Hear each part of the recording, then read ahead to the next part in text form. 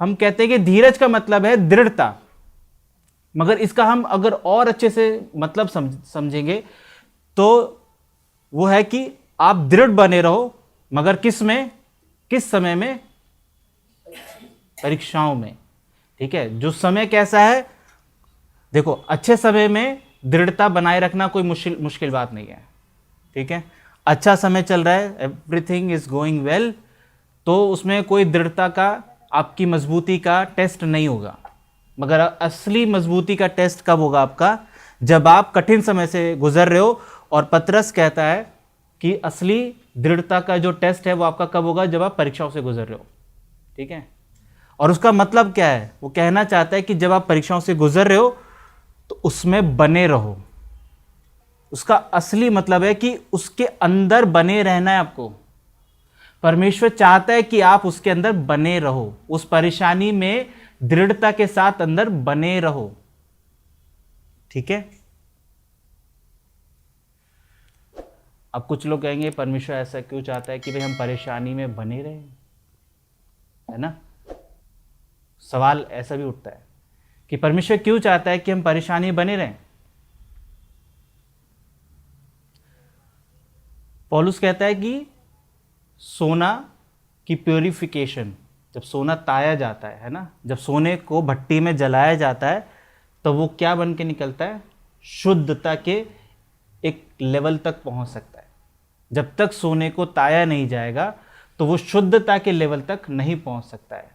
पौलुस इस उदाहरण को देता है विश्वासियों के विश्वास में दृढ़ बनने के लिए। ठीक है, वो उदाहरण देता है इस बात का कि अगर हम परीक्षाओं से गुजरते हैं और दृढ़ता में बने रहते हैं, यानी परमेश्वर पर बने रहते हैं, तो हम भी सोने की तरह, हमारा क्या होगा, विश्वास होगा।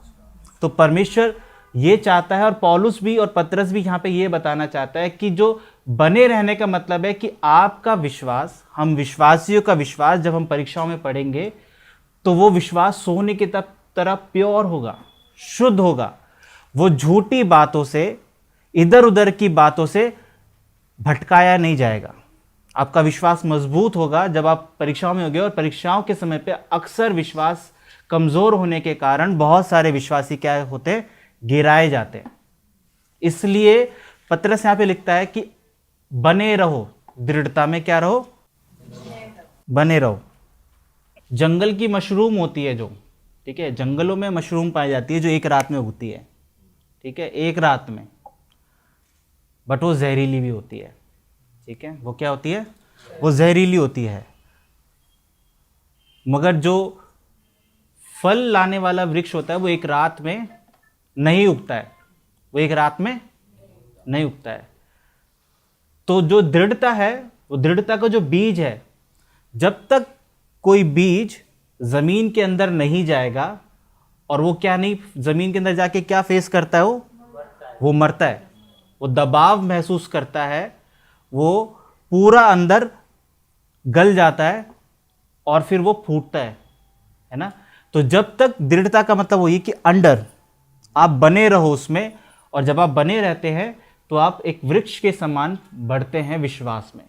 और आप ये भाई बहन याद रखें कि फल लगना एक रात का प्रोसेस नहीं है, या एक रात की बात नहीं है, या एक हफ्ते, ये कुछ समय की बात नहीं है, इसमें समय लगता है। और ये वो गुण हैं, ये वो सद्गुण है जिनको हमें प्रैक्टिस करना है, जिनको हमें याद रखना है इस साल, कि हम परमेश्वर के साथ जब चलते हैं तो जब परेशानियां और दिक्कतों का सामना करें तो क्या रखें, दृढ़ता में बने रहें। परमेश्वर चाहता है कि हम उन परिस्थितियों को जो परमेश्वर ने हमारे जीवन में दी हैं, वो पर्पस है उनका क्या है, पर्पस है, ताकि हम क्या लाएं, फल लेके आएं। हर कोई फल की अपेक्षा तो करता है, मगर कोई भी व्यक्ति बीज के समान गलना और मरना नहीं चाहता है। यह सत्य है। ठीक है, हर कोई चाहता है कि वो फल उसके जीवन में आए, मगर कोई भी नहीं चाहता है कि वो उस प्रोसेस से गुजरे जो सड़ना, गलना और परेशानी का है।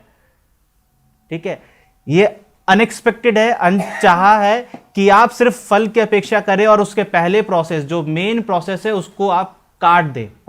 ऐसा नहीं हो सकता है। आप सिर्फ फल की अपेक्षा, और आप सिर्फ फल नहीं पा सकते अपने जीवन में, आत्मिक जीवन में, अगर आप दृढ़ता में, कठिन समय में परमेश्वर में दृढ़ता के साथ बने नहीं रहेंगे।